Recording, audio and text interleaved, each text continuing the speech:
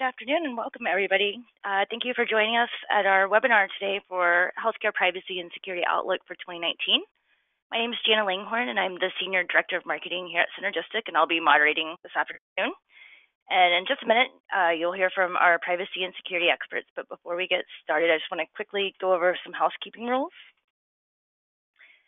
All attendees will be on mute during the presentation, but you can ask questions at any time by utilizing the chat feature in the control panel of GoToWebinar.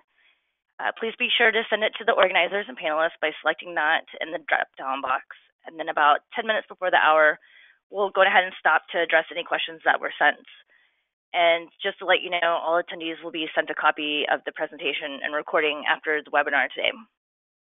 With that said, I'd like to welcome our two speakers. First, you'll hear from David Holtzman. He is the Executive Advisor at Synergistic. He's considered a subject matter expert in health information privacy and compliance issues, especially when it comes to HIPAA, privacy, security, and breach notification rules. And prior to Synergistic, he served on the health information privacy team at OCR, where he led many initiatives, including the effort to integrate the administration and enforcement of the HIPAA security rule in health information technology policies. He has over 2 decades of experience in developing, implementing, and evaluating health information privacy and security programs from both the government and the private sector. And then next, you'll hear from John Nye. He's our Senior Director of Cybersecurity Research and Communication here at Synergistic. John has spent the majority of the last decade working in information security, half the time working exclusively as a professional penetration tester. Besides testing and improving security, he has a passion for educating and informing the public and the industry, and he accomplishes by speaking and conducting hacking demos at industry conferences and speaking at industry conferences. He also does a lot of writing and blog posts for Synergistic and industry publications. Some of his industry certifications include the CISSP and Licensed Penetration Tester, and he's a certified ethical hacker. With that, I'm going to turn over to David Holtzman to get our discussion started. Thank you, Jana, and good morning and good afternoon to everyone joining us today. Welcome from a very cold and snow-covered ground of Washington, D.C. So, John, if you'll go to the next slide. So, we're going to fly through a series of slides, and I'm going to provide some thoughts and insight into what we see as transformative for issues of health information privacy, and also how we in healthcare have to look beyond what we've considered traditionally to be health information. So where are we today? So we've been working under the HIPAA regime, if you will, for over 15 years, and we've always considered to be HIPAA a one and done compliance activity. In the last year, 2 years, we've watched as how GDPR has evolved and come into force in the European Union, but we've also seen how it's beginning to influence how folks talk about data protection here in the U.S. In the last 5 years, we've seen an explosion of data breach protection and notification requirements, so that all 50 states now have a breach notification requirement. 18 states have specific data protection requirements and personal information protection standards, as well as some standards for data disposal. And one of the hallmarks that we're seeing there is that these state protections or state requirements approach personal information and health information more broadly than HIPAA. And, of course, a lot of people are now talking about California's Consumer Privacy Act, CaCPA, that will take effect in 2020, and we'll talk a little bit about the influence that that is having as well. Next slide, John. So looking back to 2018, what did we see? We saw fewer breaches, fewer large breaches reported to OCR than we saw in the year before, but the leading cause of breaches for 2018 was due to hacking and cybersecurity. We're seeing a outsize or increasing number of incidents being reported that are occurring at or through business associates. And illustrative of that is that the largest breach in 2018 occurred at the hands of a business associate. Next slide, please. So really informative graphic here shows the rebalancing of large breaches that are being reported to OCR away from theft and loss of unencrypted laptops and other devices that are handling PHI to really a remarkable prominence of the influence of cybersecurity and hacking incidents, followed closely by incidents involving the insider threat. Insiders gaining access or using PHI in unauthorized ways or in malicious ways. Next slide, please.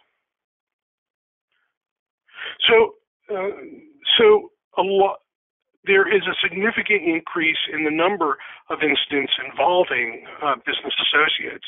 And one of the key areas that we are beginning to see a troubling trend with is still this continuing need to understand who your business associates are. And if you don't know who your business associates are, you really can't take proactive action to reduce or to take steps to reduce the risk of unauthorized disclosure from your business associates. And we also saw, OCR provided us some guidance in this area because through the audits that were done in 2016, they provided us a worksheet, a template of the information that they recommended that organizations have in order to be able to keep good records of who their business associates are. Next slide, please. So in addition to knowing who your business associates are, it's important to attempt to mitigate or to assess and then mitigate the risk that they may pose to the PHI and PII, the personally identifiable information that they may have. And these are some of the questions that you should be asking. Next slide, please. So as we've seen, we become somewhat understanding of what the HIPAA rules require for breach notification. So in my work with organizations, I'm still seeing HIPAA breach assessment tools that continue to put emphasis on the risk of harm to the individual. And just as a reminder, since 2013, for purposes of assessing whether an incident is a breach under HIPAA, it's no longer a risk of harm analysis. It's all about the data. You're looking to determine the probability of compromise. And OCR gives us the 4 questions that we need to ask in order to assess for the probability of compromise. And it's crucial to be able to do this analysis to meet your HIPAA requirements. Next slide, please. But we're now running into this complex approach that state laws and state requirements are all over the map. no pun intended. States are all over the map in identifying not just what PII or PHI is subject to their breach notification requirements, but also who is it that's holding it. So as a point of comparison, when we look at HIPAA only protects information, or it's only PHI when it's being created or maintained by or on behalf of the covered entities or their business associates. States are looking at data more broadly. Next slide, please. So how do we see how states are doing this? It's not just the traditional sense or the traditional mark of states passing legislation and then giving you something in black and white to look to. State attorney generals are becoming extremely creative and aggressive in enforcing privacy protections and the expectations of consumers, and they're using it, and they're doing this through a combination of their authority under HIPAA. In high tech, state attorney generals were given the authority to enforce HIPAA, but state attorney generals are also applying state breach notification requirements, as well as more general consumer protection laws and unfair trade practices, a term that you would often more likely hear in talking about the Federal Trade Commission and how they enforce unfair trade practices on the federal level. But almost every state has a consumer protection statute which prohibits unfair trade practices, and state attorney generals are leveraging this authority to go after organizations in healthcare as well as contractors and vendors. And most recently, we see something that could really be turning the tide. The Pennsylvania Supreme Court found a common law duty for an employer who happened to be in healthcare that they had to have reasonable safeguards on the employee information that they were collecting. And when they suffered a breach, the employees were harmed, and an investigation by a lawsuit alleges that the employer did not have reasonable safeguards to safeguard the electronic information being maintained by the employer. A common law duty is an extremely powerful sword in the hands of consumers and the plaintiff's bar. And it's going to be, and the Commonwealth of Pennsylvania has many other commonwealths that don't have specific data protection statutes. It's going to be interesting to see how this develops and whether this standard is adopted by other states that recognize the common law. Next slide, please. States don't categorize the protection of consumer information that contains sensitive information as privacy or security. They are taking a holistic approach. And we're seeing a trend in laws that are being adopted by the states as having these cross-cutting approaches to mandating protections for personally identifiable information. You'll often see the standard that the organizations are required to have in place reasonable security safeguards. But if you go to look for a definition of what are reasonable security safeguards, it's all over the map. There's really no one specific definition adopted in state law. So oftentimes we look to the HIPAA security rule as providing an example of what reasonable security safeguards are, but also the Federal Trade Commission has adopted through their Start with Security series of information that they've developed through their case history.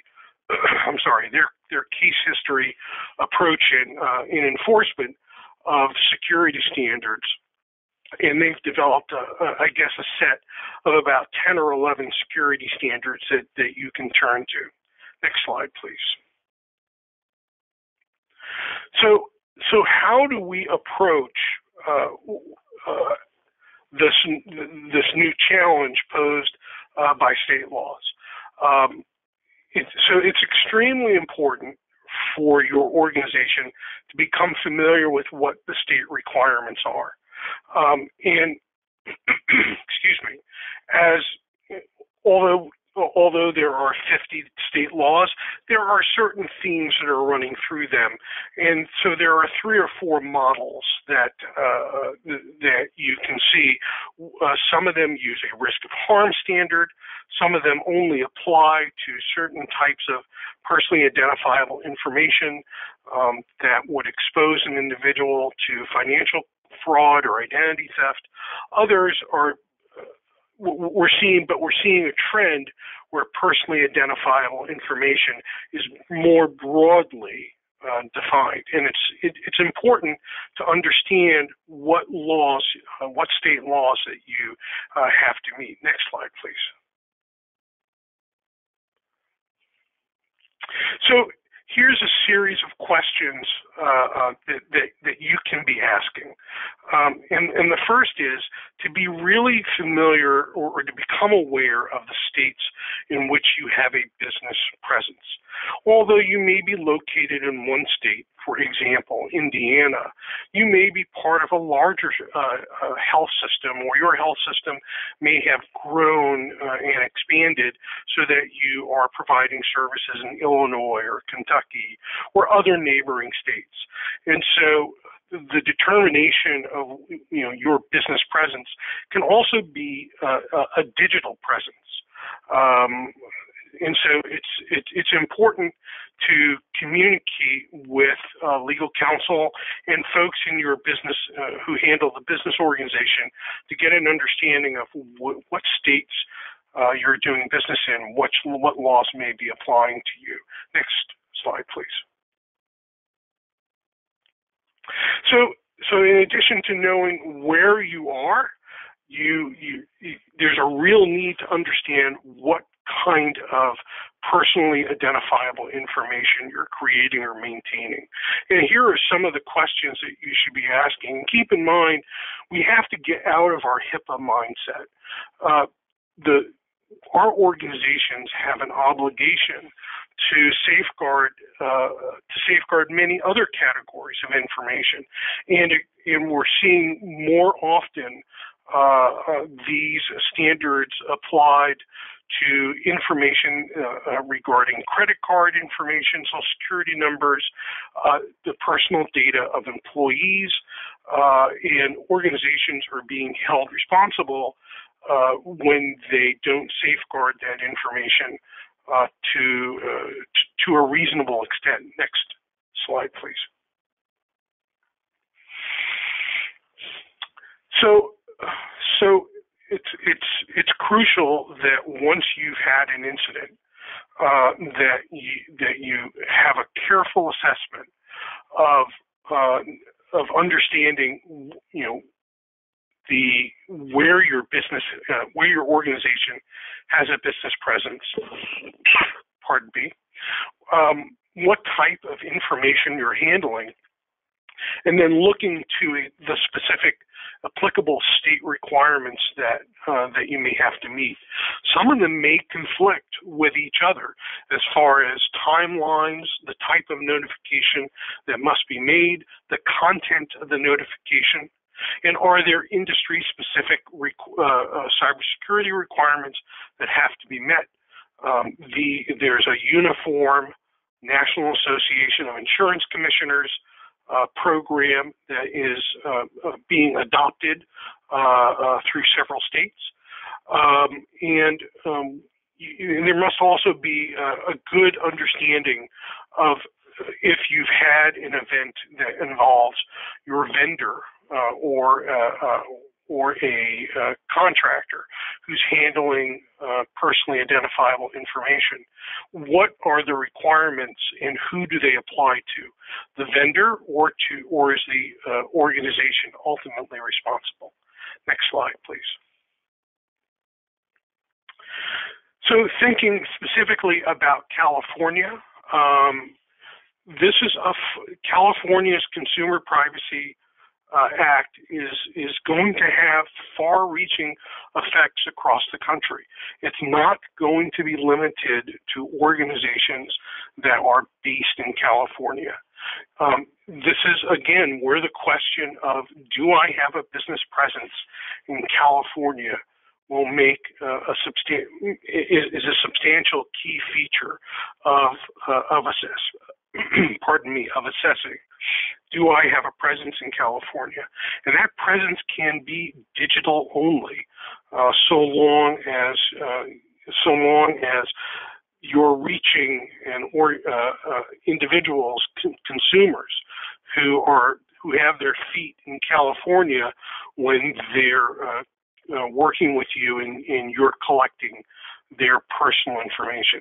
It's very complex. It's a moving target, and I urge everyone who has a substantial digital presence, even if you're not physically working in doing business in California, to take some time to assess whether or not these California requirements apply to you. Next slide, please. So where do we think things are going to go in 2019? We're already seeing an influence of this California Consumer Privacy Act. A powerful state senator in Washington State has introduced legislation that is similar to California's privacy bill, but we're also seeing legislative action in at least 8 or 9 other states that are beefing up their breach notification requirements or adding new data protection standards. I don't think we've heard a lot that there's a lot of pressure on Congress to do something to pass a national data privacy bill, and there's a lot of proposals running the gamut of some would preempt state law, some would allow state law to continue on. I frankly don't see Congress doing much this year, and if they don't do it this year, it's going to be several years before they address this. I think the healthcare marketplace is going to be driving the change and greater exposure to the state data privacy requirements through consolidation and organizations that are pushing into states outside of their current state boundaries, that they're going to have increased business presence either through providing telehealth services, digital health services, or having a physical presence outside. And I see a continuing effort on the part of CMS and HHS to force healthcare providers who are participating in Medicare and Medicaid programs to both give patients access to their records in real time. And it's going to be more than what you would traditionally find captured in the EHR. And it still remains to be seen how interoperability will be defined. But clearly there is an effort to push beyond the current boundaries of what information sharing there is. And I think we're going to see a lot of movement on that topic in 2019. So John, I think that's the end of my slides, and I'm going to turn it over to you. Sounds good. So I am joining you all from warm Denver right now. We're closer to the sun. It's like 50 degrees here. So we're going to talk about security as well. So as you can see, this first slide here, and something that David mentioned as well, the biggest threat is still insiders. Insider threats continue to grow year over year. It's beginning to be more recognized by organizations that elevated privileges are a big risk. That's a huge problem in healthcare, especially because we run into things like physicians who think they're special and want, extra access, things along those lines that lead to compromises that could have been avoided just by limiting access privileges. Contractors and service providers have become a big concern. So more and more, we're working with third parties. There's more contractors and temporary staff, things like that come in. Still creates an insider threat, and they have less loyalty. Most pharmacy data theft and fraud are the work of an insider. So the majority of either drugs that are being taken it shouldn't be, or even just taking and selling information. This second to last bullet here, most field awareness training is failing. I think that is an across the board, all industries sort of statement. We've all kind of gotten into this habit of having an annual awareness training session where it's a 30-minute slide deck and 10 questions to answer, and that's pretty much all we see for the year. That is not effective. We'll talk about some effective ways to do that. And then ransomware is still leading malicious code categories. It's responsible for about 70% of breach attempt incidents we saw in 2018. So ransomware is still out there and still causing all kinds of fun problems for us. Medical devices are a major concern, and I think in 2019 we're going to see this become more of a forefront issue that the executives will begin to look at. Unfortunately, a lot of the way that the biomed device world has developed over the last few years has been for most of the biomedical equipment to be managed by a department other than IT, which has led to a plethora of issues. As you can see with some of these statistics we put on here, there's no shortage of issues. These last two talk about vulnerabilities, or actually the last three talk about vulnerabilities that were found in the last year on various medical devices. The one that concerns me the most is the one they found in a pacemaker. And all of these manufacturers have said, we will eventually come out with a fix. And they're in no rush. Most of them said sometime in 2019. The pacemaker one in particular said that. And that is just scary. So biomedical equipment threats come from many sources.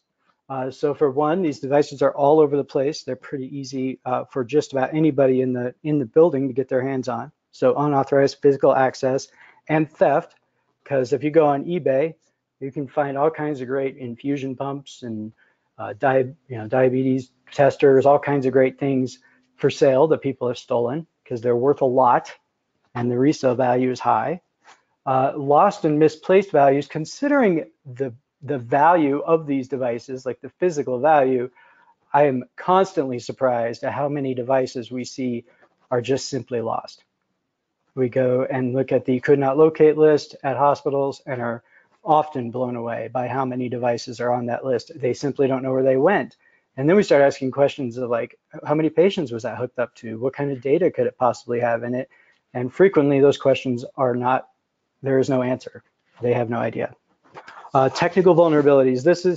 There's technical vulnerabilities that stem from two major issues in biomedical devices. One is default settings. So it's very common just to throw these devices on the internet or on the network and not really change any settings. That makes it very easy to remotely compromise them. Also, many of these devices have vulnerabilities that the manufacturers either are not remediating, or if they did remediate them, they're not informing the owner or the consumers of these devices that there's even an update available. And then in other cases, we have devices like X-ray machines and MRIs that the in-house staff is typically not allowed to touch to update, period. And so we run into issues there. And then software vulnerabilities, and they linger because there's not enough regulation. Some keys to regain control. Like we always say, number one, CIS, top 20 critical control, asset inventories. Understand what's on your network. Anything that has a network card is an endpoint, can be attacked, can be used as an entry point into your network, and should at very least be in your inventory list so that you know it was there, it's on your network. Network segmentation is another big one. It's gotten better over the last few years, and it's generally just the smaller practices in hospitals that we still see struggle with a very flat network. It's especially scary for sections of a hospital like the imaging suite, where you have dozens of devices that you have no security controls over.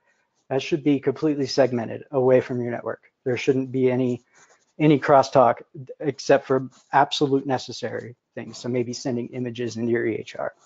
And then finally, standards and policies. We can't emphasize enough how important it is to have standards and policies in place in your network or in your organization. On the other hand, it's going to do you no good to have all the standards and policies that don't actually apply to how you do things. And we'll talk about that a little more, how you can customize them and make them fit with how things really work. In 2018, the as I like to call it, quote unquote, attack of the year was phishing for payroll. We saw these, we're still seeing these, we're still getting calls about these regularly,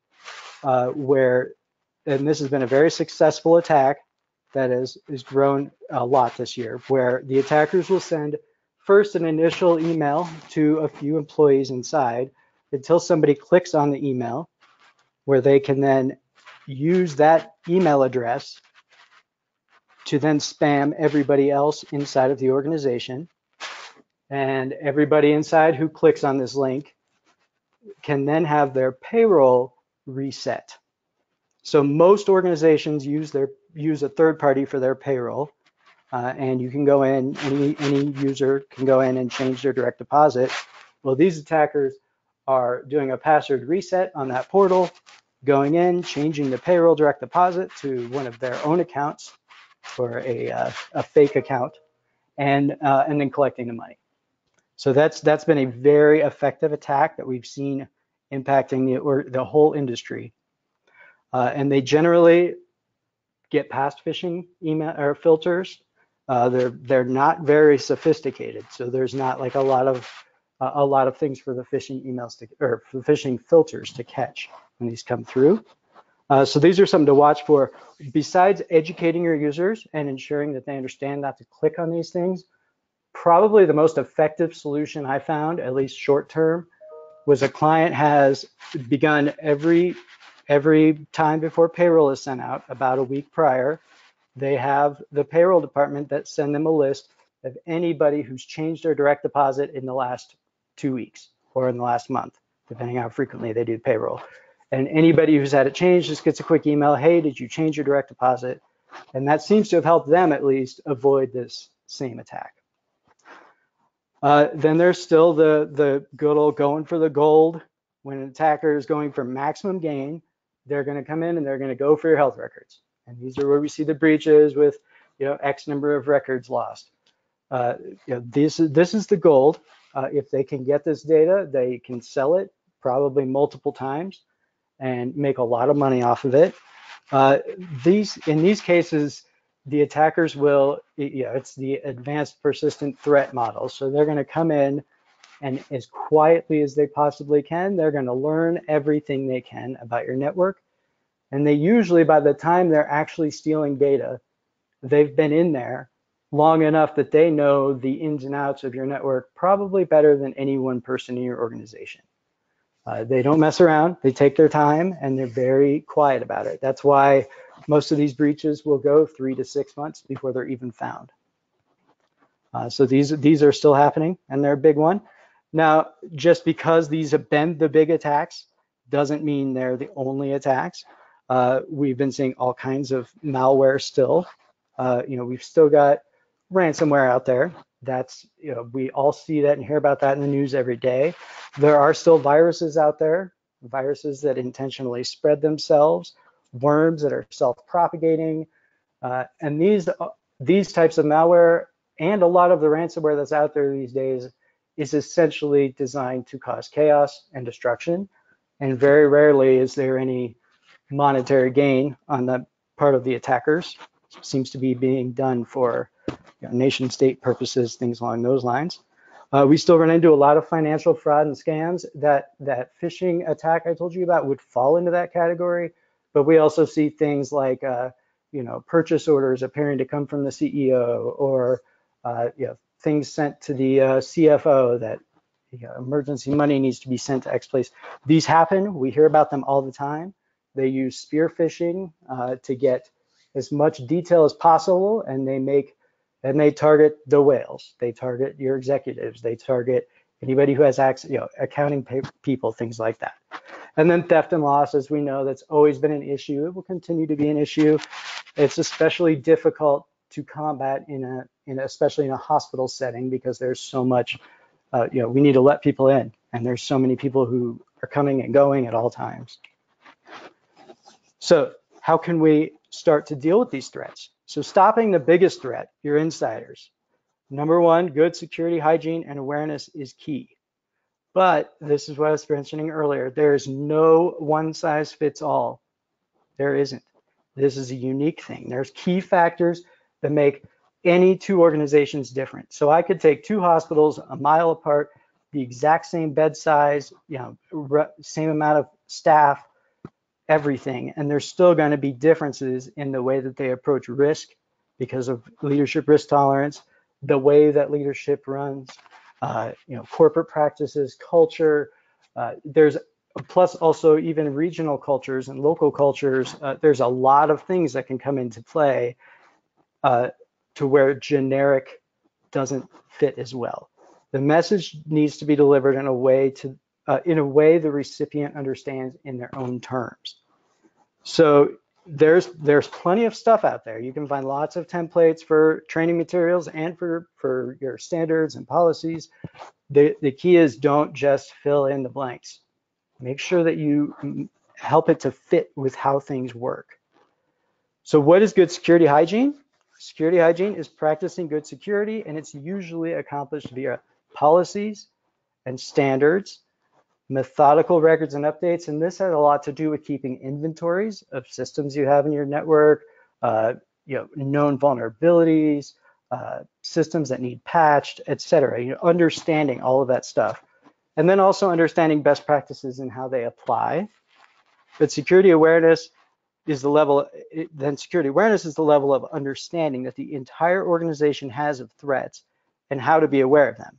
And this is done by training. As we talked about, you're going to have your annual awareness training. That's often a requirement. Communications, and this should be a constant communication, weekly emails or updates or notifications about phishing campaigns that are coming against you. Vigilance, being aware, and then ownership. So everyone has a stake. Everyone from the board members and the executive suite down to the cashier at the cafeteria. Everyone has a stake in the organization. Everyone cares about their job. You have to make it apply to them. So you can't really give the same training to the physicians that you're going to give to the executives. The executives are concerned about money. They're concerned about operations and keeping things running. The physicians are worried about patient care. So that should be the focus of their training. So bringing it home. First off, it's key to talk to leadership. You can basically make no impact without leadership buy-in. Until leadership is willing and able and understands the needs and is able to give you the resources and the backing that you need. So they should absolutely be backing these emails and enforcing the policies, all of those kind of things. As you bring new security information policies to your organization, make sure they're framed in terms that speak to your organization. So, and also as you present them, to the people. So as you show them to, you say, hey, these are the policies that we're going to implement, explain them in a way to the executives that the executives understand, instead of just throwing a bunch of techno babble at them like you would your IT guys. So it's things to think about. Don't rely solely on one aspect. So secure as much as you can. This is a problem I see across all of IT security, is that we have gotten to a point these days where we have incredibly good and well-engineered security devices, hardware galore, next-gen firewalls, and other kinds of devices. And even though they're great and they are going to help, they cannot protect us 100% of the time. They really can't protect us more than maybe 70% of the time, because it's those phishing emails and those scam phone calls that come in, and users stealing things because they don't understand the risks. So don't rely on one aspect. It's got to be a holistic approach. And then also, don't forget to respond and recover. And that means that when incidents happen, there is no if. When incidents happen, you respond to the incidents, and when you recover, figure out what went wrong and fix it, so that next time it can be better. And that is crucial. So when you go back to your practice, instead of just parroting what you read or what you find, customize it. It's very easy to find standards, policies, and all that kind of stuff, and fill in the blanks with your organization's name. And they're going to fit with standards. They're going to meet your HIPAA standards or your NIST, whatever standards you want to go for, but they're not going to meet reality. And that's what's important. When I come into an organization and do an assessment, one of the first things I'll look at is the policies and the standards that are in place. The next step I will take is talk to those people who do those actions every day, and way more often than not, they don't accomplish it the way the policy says. And that's fine. However they're accomplishing it is usually acceptable, but it doesn't match the policy, and therefore you run into an issue. Similar things can be said about training materials. There are hundreds of things out there you can purchase. You can get some for free. Lots of universities give away their training materials for free if you want to use them. But again, you can't just leave it generic. The training that's going to be effective on your physicians is not going to be as effective on your IT staff, and similarly, your executives. So I want that to be the most important thing you take away from here, is that we cannot do things in a generic way. We have to customize them and make them fit with our organizations, because we're all so different. So now we can open it up for questions. All right, thank you very much, John, and thank you very much, David. As we were going throughout the session, we did have some people send some questions. And again, just a reminder for attendees, please submit any of your questions through the chat box on the GoToWebinar control panel, and we will address as many as we can. But first, I also want to remind everybody, we will send out a copy of the slides. I've gotten a few people asking about those. Those should be sent out later this afternoon. All right, so questions that I have received. I am going to direct this one to you, David. To what extent do the recently issued HHS guidelines regarding security practices act as a definition of reasonably security standards? That's a great question. And to expand on that, the CISA 405D work group, which is an advisory group working with HHS, developed a series of helpful guides for organizations to consider in implementing cybersecurity safeguards in their organization. And so it's a how-to booklet. So is that guidance? In my view, again, just speaking for myself, I am a member of the 405D work group. I don't think that this is guidance. It's certainly a recommendation, and it can certainly be taken into consideration of what are the industry best practices And I think there's a lot of value in what was provided there, and the value is, this is a series of cross-discipline folks came together and said, here's the baseline that we think, in our judgment, in our opinion, every organization should think about and is achievable by every organization. So could HHS adopt it as guidance in the future? They could. I'm just trying to I just don't quite understand the mechanics of under whose authority it would be issued. Sorry for the kind of wishy-washy answer, but the bottom line, it's not guidance, but it's best practice. All right, thank you, David. And then this one I will direct to you as well.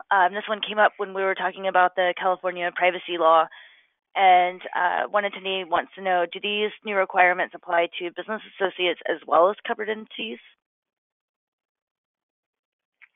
So the answer is yes.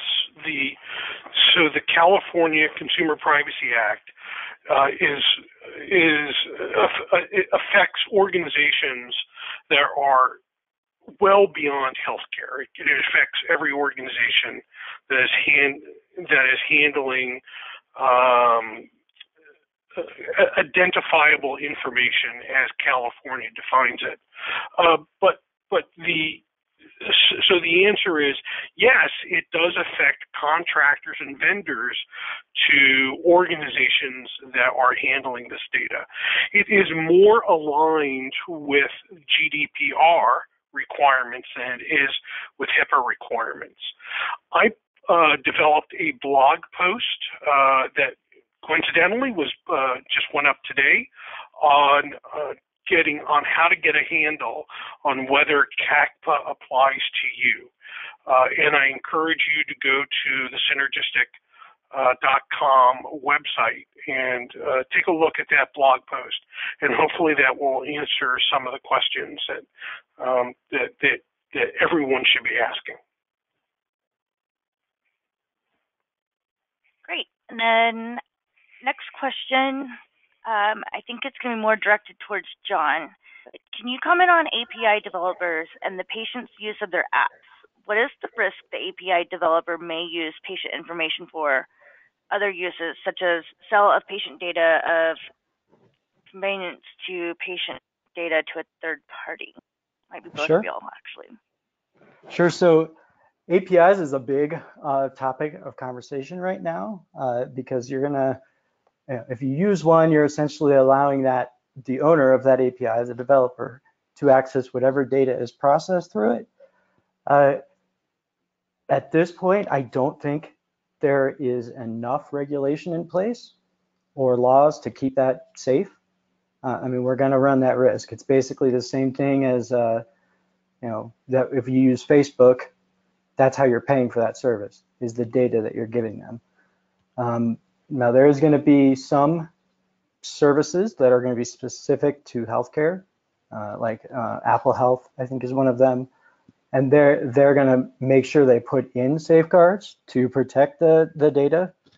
I think that's going to be the biggest key on your part, is that your contracts, your agreements with any third parties very clearly state their rights to access any or use any of that data. I think that's probably your most important part. I didn't know if David had anything to say on that, though. Hey, thanks. I'm more of a policy level. In my view, I think this is this topic of APIs is one that is not getting enough attention.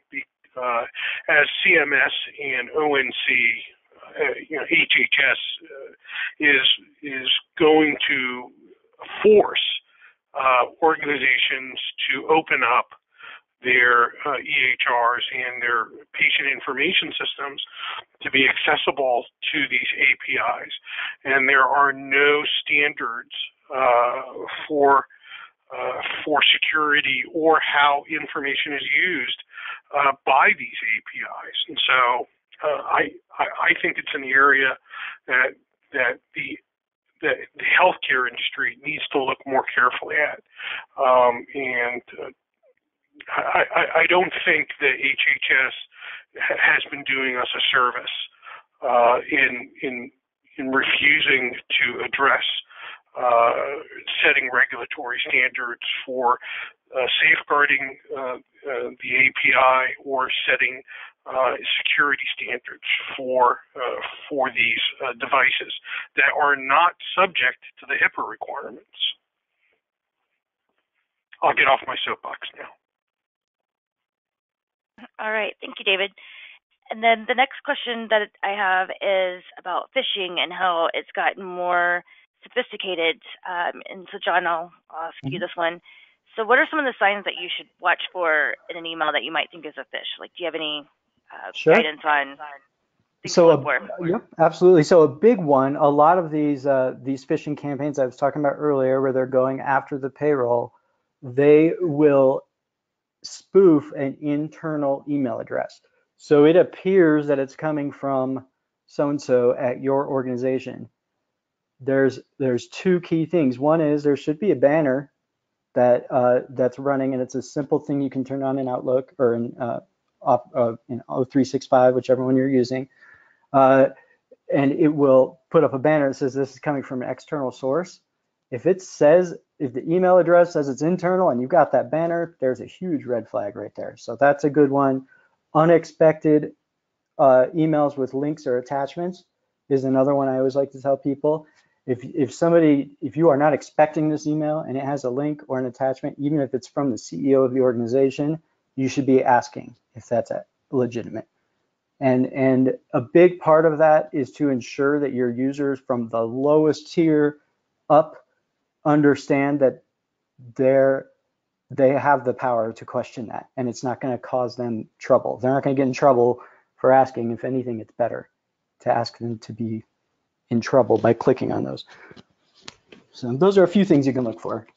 And we do have blogs about phishing on our website with a lot of other tips and tricks. Thanks, John.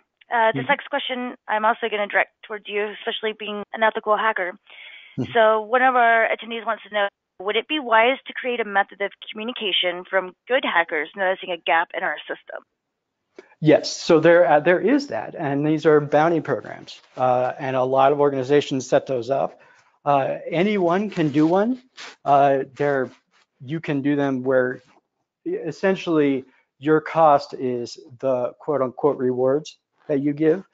But the way it works is there's several websites that do this, but as a hacker, I can go in and apply, and they do like a light background check, make sure I'm not a criminal, and then and that I have experience, and then they'll let me in and I can bid for jobs. If you as an organization have said, hey, we would like you to look at our web-facing infrastructure and let us know if you find any vulnerabilities, you would put that in there. You basically are giving them authorization to do pen testing on your website. And then if they find anything, they have to report it to you right away. And then generally, the prizes or the rewards can be anything from a $25 Amazon gift card to $10,000 if they find a 0-day vulnerability nobody's ever found before. So there is absolutely that, and they're trying to make it more of a community thing because that would help a lot. Another thing you can look at is a website called, oh, darn it, I just blanked on the site. I'll think of it. Go ahead with the next question. Okay, thank you. And then I love it. We got a lot of questions coming in. So the next one, I think probably both of you could weigh in on. Have you found or seen breaches occurring in the lower non-production environments?